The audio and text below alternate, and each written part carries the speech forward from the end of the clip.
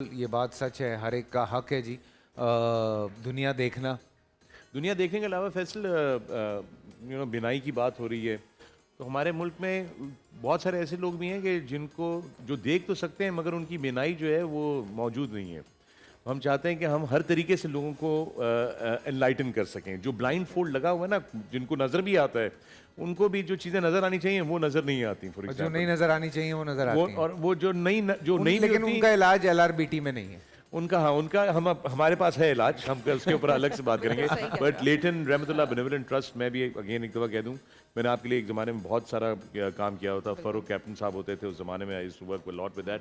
मुझे मालूम है अच्छे तरीके से कि LRBT का बड़ा ज़बरदस्त रोल है इस काम के अंदर।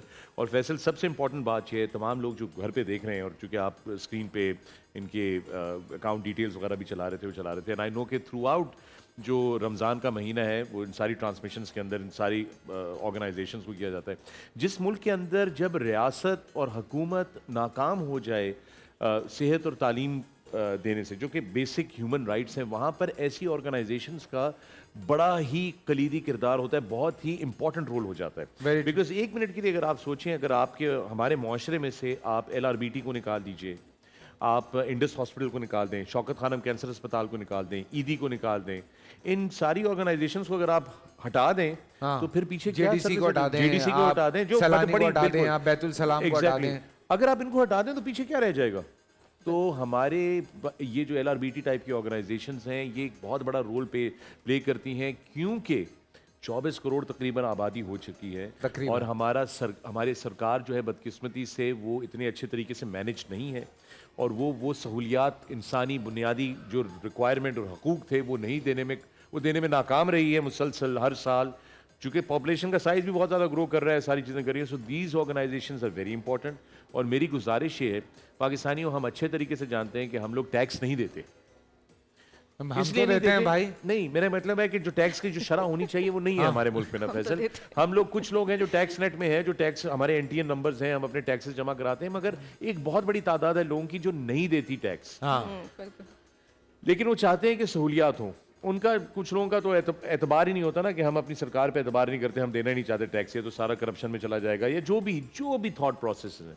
उन लोगों से मेरी गुजारिश है कि अगर आप टैक्स नहीं देते तो आप कम से कम इन चैरिटीज़ को ज़रूर सपोर्ट करें, क्योंकि यहाँ पर जो सपोर्ट आपकी जाएगी, इंडस अस्पताल, JDC, LRBT, ईदी, शौकत खानम, तो एक्चुअली एक अच्छे काम के लिए जाएगी। So I am always advocating that, I know you are always advocating that. तो मैंने कहा मैं जरा ये भी नहीं, दिस इज़ वेरी इंपॉर्टेंट। और आप भी दुनिया भर में इस हवाले से काम कर चुके हैं।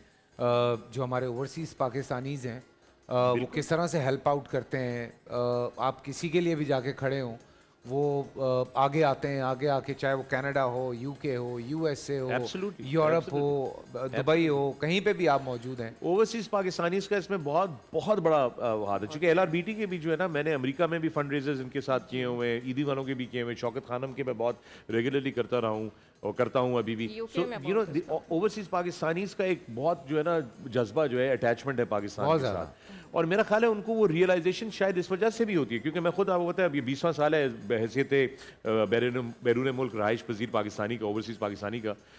तो जब आप एक ऐसे मुआशरे में जाके रहना शुरू कर देते हैं जहाँ पे ये चीज़ें नॉर्मली मिल रही होती हैं आपको कि यार अच्छा ये स्कूल भी है बहुत अच्छा और अस्पताल भी है बहुत अच्छा, तो फिर आपको और एहसास होता है कि यार हमारे मुल्क में और बहुत सारे पाकिस्तानी हैं जिनको ये चीज़ें नहीं मिल रही का, तो मैं कैसे कंट्रीब्यूट कर सकता हूँ? मैं ऐसी ऑर्गेनाइजेशंस के थ्रू कंट्रीब्यूट कर सकता हूँ। And so they come forward and do that. And I think it's a very important thing, very important thing. Very true. पूरा साल इंतजार था इस रमजान में, 30 दिन 6 टीम्स, 12 कंटेस्टेंट्स और कैश का पार्ट। अब गेम वो होगा जिसे आपका नहीं है जिसने जो करना था कर लिया। लाखों आवाम को देने का जिम्मा हमने है सर। शोर गूंजेगा हर गली नुक्कड़ और दुकान। रमजान लीग बनेगी आपकी पहचान। नारा लगेगा तो पारा चढ़ेगा।